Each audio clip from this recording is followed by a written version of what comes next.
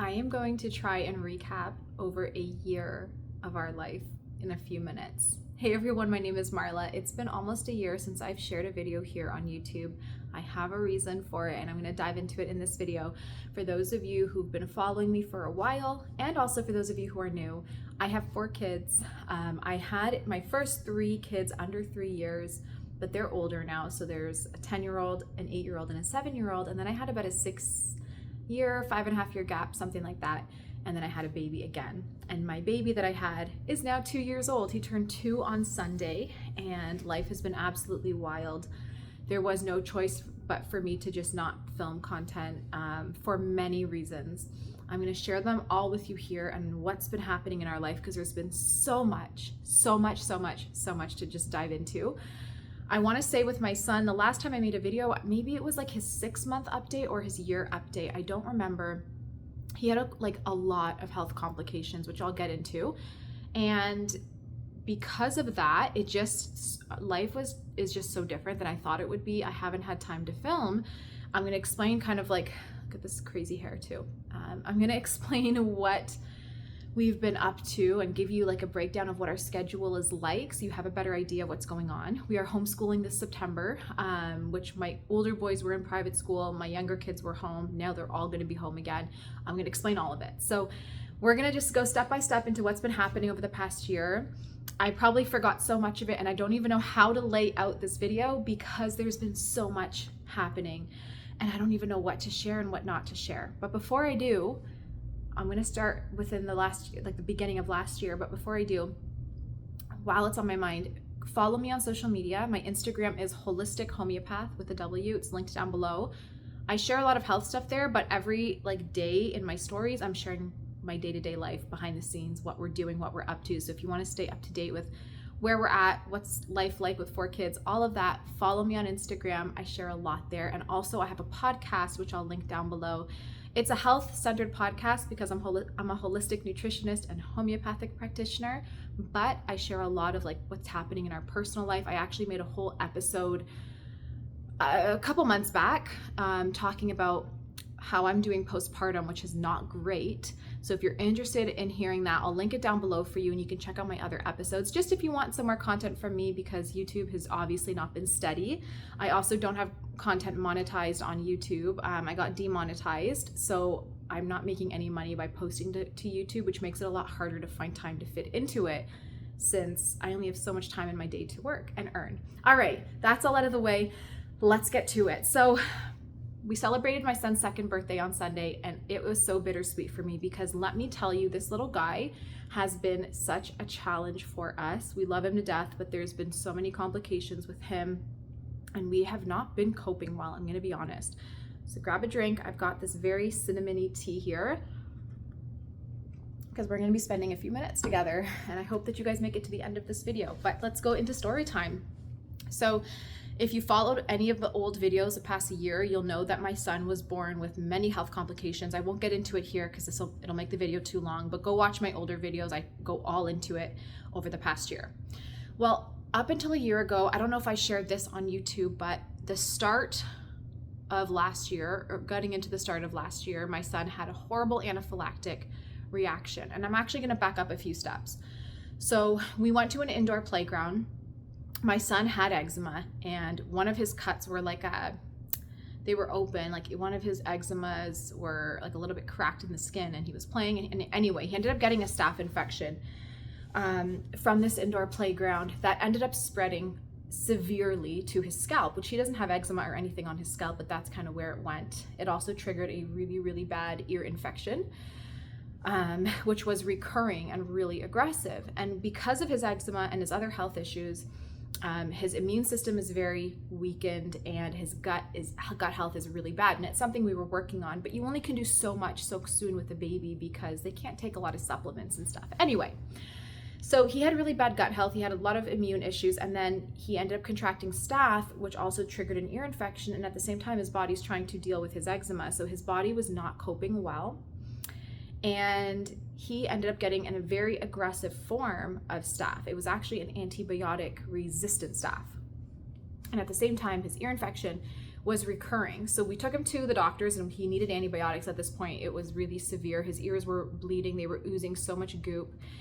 And they gave him one round of antibiotics, which he immediately had a horrible allergic reaction to, swelled up, his lips swelled, he got hives, and his condition got much worse. So they immediately switched him to a different antibiotic where he took that and he didn't have an allergic reaction. They realized that he's actually allergic to mold, but he didn't have an allergic reaction to the new one that they gave him, but it didn't work at all against the staph. So the staph was progressing at this point, getting very severe.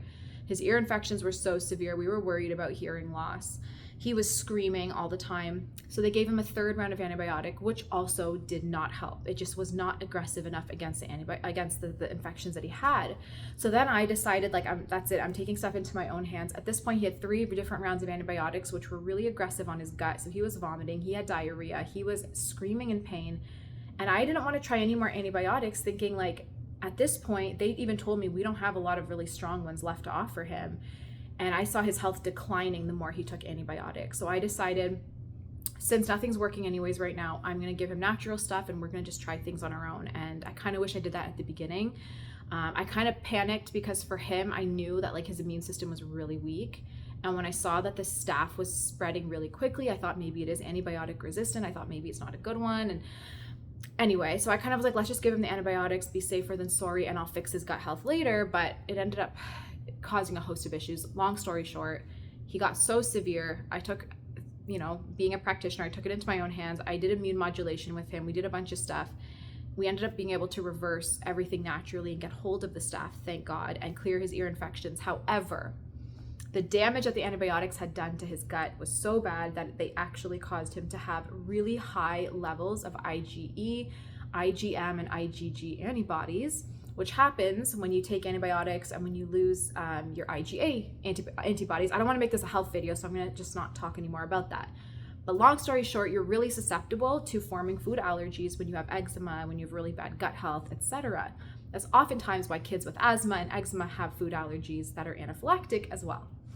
So out of nowhere, he was eating nuts his whole life. Like, we started giving him nuts since he was like 8 months old. So he's never had an issue with nuts, almonds, he had everything and never had a problem. And because he actually had a lot of sensitivities, nuts were one of the things that I was giving him as a replacement. Like, I would give him almond flour pancakes or like the Simple Mills almond crackers. So he was eating these things regularly with no concern at all until one day we gave him a Brazil nut because he wanted a snack. And he saw me eating them. So I was like, okay, here you go. And I gave him some. And he's had stuff before like that, like no issues. And he went within 30 seconds, he vomited the nut up.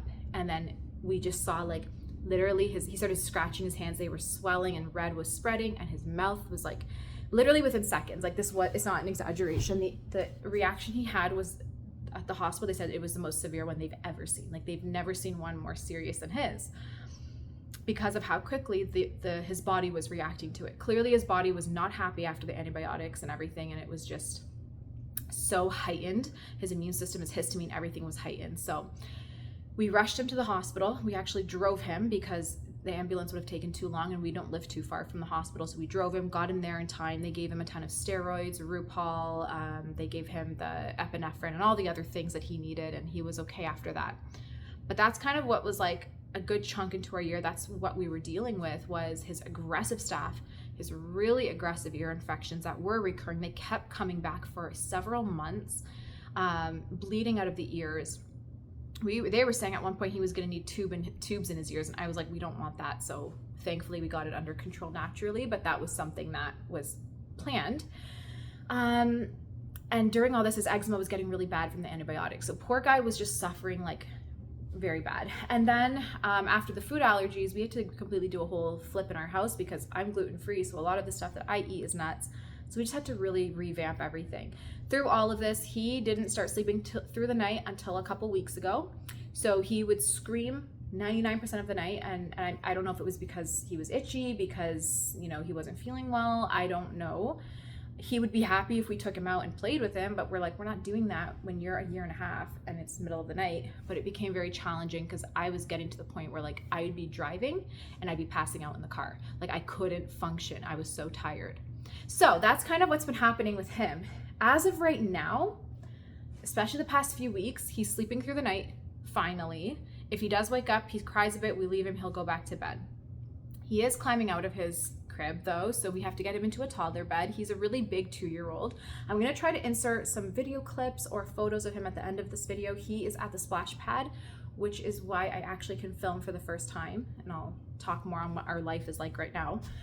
But I'll put some videos or photos of him. He's really cute. He melts my heart. He's such an angel. But I wanted to have like a video of him, and I might still film one, but right now he's not here. But anyway, he is really big for his age, and he climbs out of his crib. He's like a little acrobat, so we're getting him a toddler bed, but I don't even know how to keep him in the room because he'll climb over the baby gate as well. So it's been hard trying to figure out how to navigate all that. He's very different than how my other kids were. So as of a few weeks, he is sleeping through the night. He's a pretty big boy. He's definitely over 40 pounds now. I think last time we weighed him, he was like 42 or 43 pounds.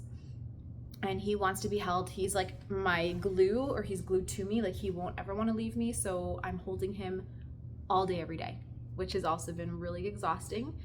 It's flared up a lot of issues for me postpartum, which if you listen to my podcast, it'll all make sense what's been happening there. But I've been having a lot of bleeding and stuff.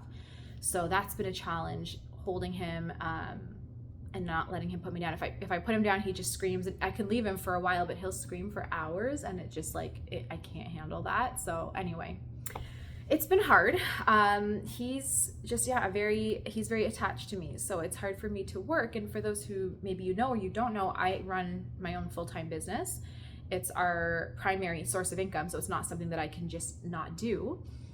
And it has been such a challenge because he's always wanting me and so close to me, and my business is consults and filming and stuff like that. So I'm like, how do I do this? How do I navigate this when he's with me 24/7?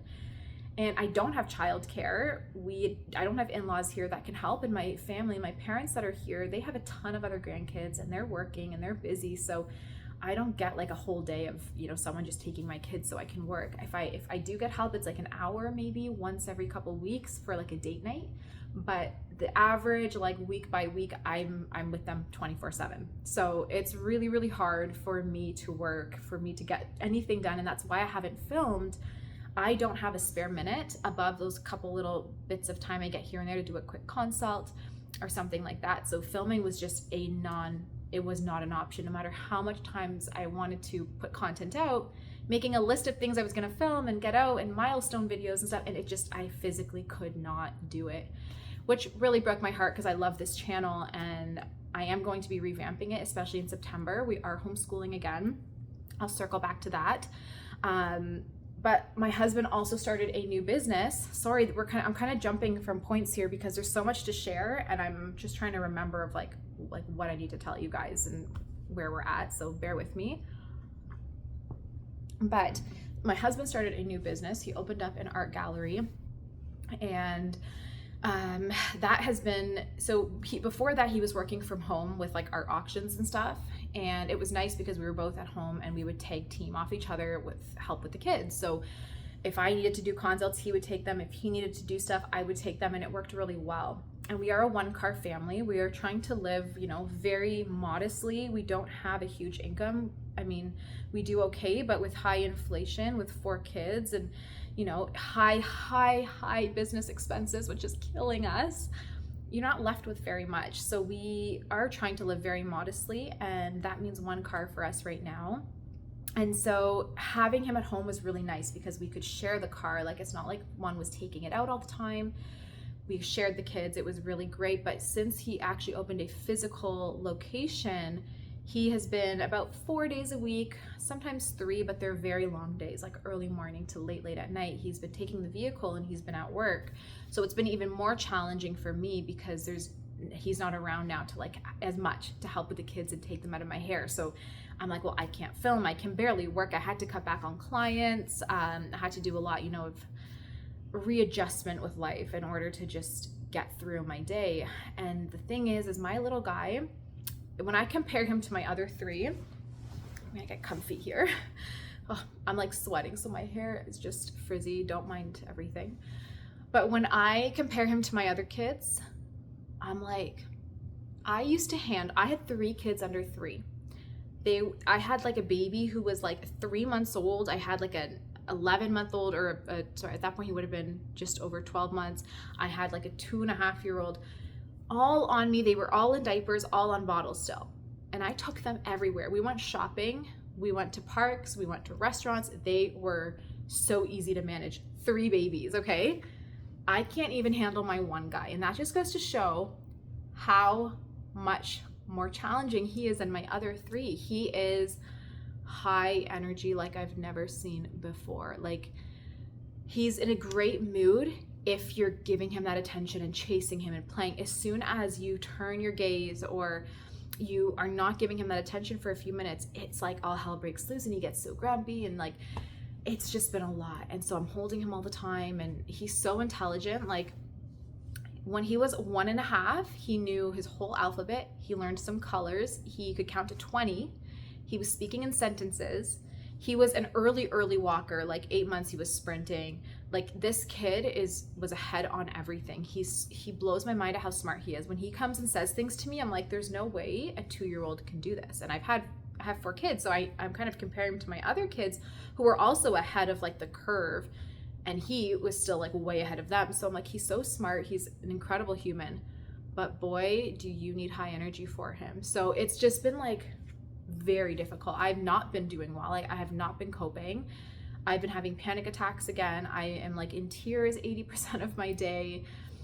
It's been hard. It's been so hard just being like, we desperately need to earn money. So I need to work, but I can't work because I have all the kids and we don't have childcare. And obviously we wanted him, we planned him. Like, it was, we knew life was going to be more challenging after, but we did not expect this challenging, especially that he is still dealing with some health issues that impact us day to day. And it's completely changed the way that I have to do everything in life. And it's been tiring. And I don't want to complain because our crosses are so small compared to others. So I'm very grateful that we don't have worse things happening. But running a full-time business and homeschooling my kids and having 4 children while trying to cook everything from scratch and keep a clean house and help my husband with his business and stuff, it's like, yeah, it's rough. So that's where we're at. In terms of the kids' school, I homeschooled all of my kids except for the last 2 years. I had my 2 older boys in a private school, which was a beautiful school. We knew the people running it, and it was such a godsend for us because my sons, both of them, were learning to read. So they were in the school, I'm trying to think, they're grade 4 and 5 and 4. So they were in the school from grades 3 and 4. And that's really where you're learning to read a lot and stuff. So it was challenging for me to have the time and energy when I had a newborn and losing my mind while running a business and everything else. So I was like, we need to offload somewhere. And so we sent them to school for a little bit, to the private school, which I personally refuse to like engage in. I didn't want to put my kids into just any school, is what I'll say, because I want to make sure they're getting the best education, and I want to be careful with, who they're hanging around and exactly what they're learning and things like that. So I was very choosy, and that's where homeschooling was like, it's our only option right now. And I was doing so well with them. Like, they were thriving, and we made sure that they were getting everything done and all the subjects and stuff. But it just was a lot on me when I just gave birth, and our baby was having seizures and stuff. And it was just, that was my priority. So put him to school, and for 2 years it was amazing. And they learned to read like really well, and they got all that stuff that was just hard for me to do off my plate. This coming September, though, we just can't afford to have him in a private school. Inflation has been slaughtering us because I have 4 kids, but they are like huge, and they are big eaters. They eat more than my husband and I in terms of a portion. So we're spending so much on food just to keep them fed, and they're growing rapidly, but I'm like, you guys got to slow down soon because this is getting crazy. Anyway, so we couldn't afford to put them in private school this year. Maybe next year again, we'll see. But it's because I've been having to work less, just juggling the baby. It's just been so hard. He's so much work, and not having that childcare again, it's just hard for me to get a full day of work in. So with the income cut, we just couldn't do private school. Initially, the plan was my daughter and my 2 sons were gonna go in September again to private school, and then I would just have the baby, and that would have been great. But yeah, it was just too expensive. So everyone's staying home this September, which is bittersweet. The pros are that And I'm gonna probably do a separate homeschooling video after this, so I'm not gonna talk much about this right now. But the pros are that we're all home together. I love being with the kids, and that we only have one car, so it makes it easier when we're like taking the car out, that we don't have to worry about pick up and drop off at school. I also love that it's not cutting into our day with pickups and drop offs, because that was something I hated doing, is like waking up at an exact same time every day and rushing like crazy in the morning and stuff. So it's gonna be nice to just have slower days, but it's gonna be hard having to homeschool all 4 kids again while running a full-time business, 2 full-time businesses and everything else. So we're just navigating that. But homeschooling is back on the table. I'm going to be doing separate homeschooling videos explaining what we're doing this year and why the big switch, what was the really key point for us, etc. Moving on, we are also looking to sell our home. We live out in the country, and years ago when we had really little kids, we weren't really leaving our home much, and then COVID happened and no one could leave anyway. It was a beautiful place to be. So we've been here 8 years now, maybe just over 8.5 years. And it was amazing until it wasn't. Like, we are so over the country. We're having a really hard time with a lot of the driving. Everywhere we go, it's minimum half hour, which is killing us on gas. The prices are wild. It's killing us on time. Like, we're so limited on time, and to drive anywhere, it's a couple hours there and back, right? So that's one of the biggest things. The weather where we are is really, really bad as well. So we just really want to get out of this little area and move more into the city, into more of a subdivision where we're close to the highway. My family, the kids' events, everything, church, it's all so far from us. And we're just at the point where we're so sick of driving. So we're looking for a home, but at least in Canada, interest rates they came down a bit, but they're still so high that to get a mortgage on a home as an upgrade for us is still a lot. And we're like, we can't strap ourselves that thin or that tight right now. So we're kind of being patient. We're waiting to see, is it a good time to sell and move, or should we hold on? So that's been something we're trying to navigate as well. And in the meantime, with like the zero free time that we have, we're trying to finish up little things around the home that need to be re-renovated and done so it is in a good selling condition. So there's just been so much, guys. I'm like, life is absolutely bonkers right now. I know parents are like, oh, don't wish away the young years, and I get it. But in this stage, I'm kind of like, I can't wait till we're a year or 2 from now, because my baby will be so much more independent, where I can, things are just going to be easier. But I'm trying to enjoy this stage as well, because he's so precious, and every day he does something that's new and cute, and it makes me want to die. So that's where we're at. Trying to think of what else to update on. I have updates on the age gap, so I'm making a separate video on that shortly. I'm going to upload them, filming them all now, and I'm going to upload them all. But there's a lot of people have been asking, like, where are you at now with the age gap? Like, can you do an update? So I will. The last thing I want to touch on this video, I guess, was I was going through comments on YouTube yesterday, and a lot of people are wondering on my son's benign neonatal sleep myoclonus, like, is that good? Has it relapsed or anything? So no. So he's way over that. He's been over that for almost 2 years. It cleared up pretty quickly, like within a few months of him being born.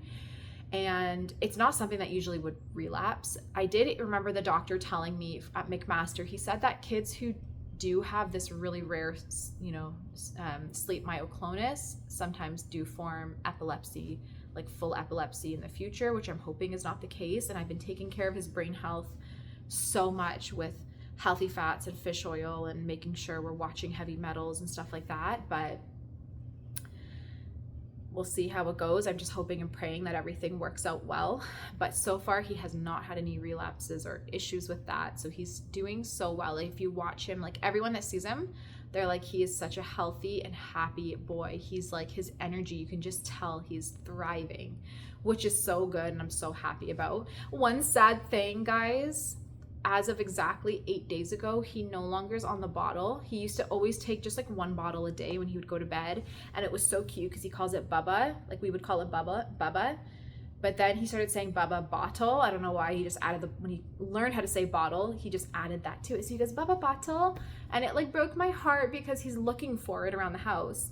And the reason why we got rid of it was actually because he like bit the nipple so hard. There was like a massive hole in it, and he kept doing that. And we ran out of nipples, and I was like, I'm not going to spend $25 to get another pack.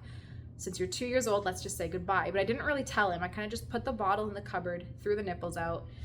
and gave him a sippy cup instead. And he seems okay with the transition, but it's sad because he still does go around the house looking for it. He's like, Bubba Bottle, are you? Like, where are you? So that broke my heart. I was like, what a sweetheart. Like, poor guy. He has a few like of his favorite blankies and stuffies that he always keeps on him. He's just like when he was like living in the hospital for the first year and a half of his life with severely traumatic experiences there. And the things that got him through it was his bottle and his blanket. So like those are two things that are like his. So it broke my heart separating him from his bottle. But anyway, he right now, like one distinct thing that I noticed with him compared to my other kids that's so different is the fact that he is so in love with animals. He loves animals more than humans. Like he will squeak and squeal and squish and like the biggest smile on his face when he sees any animal, like a snake or a turtle or a bird or a dog, horse, it doesn't matter. He's in love and he will try to hold them. He's not scared of any animals. Like it's so sweet watching that kind of interaction with him and animals.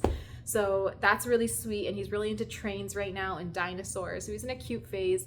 I'm gonna try to put some pictures at the end of this video so you can see what he looks like right now, but that's it. I'm gonna make two other videos kind of updating on some other topics. And then hopefully we're back to more regular content, especially in September on homeschooling and things like that.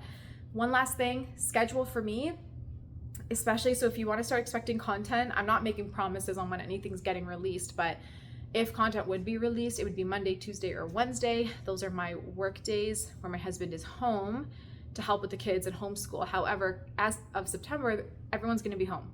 So will I have quiet to film? Who knows? But if I am to film, those would be the days that I would be filming and uploading. So hopefully as of September, things roll around, we'll be able to get some of that content out. I'm going to New York City end of August with my husband for our first getaway without the kids. Just a few days for a date. It's gonna be really nice.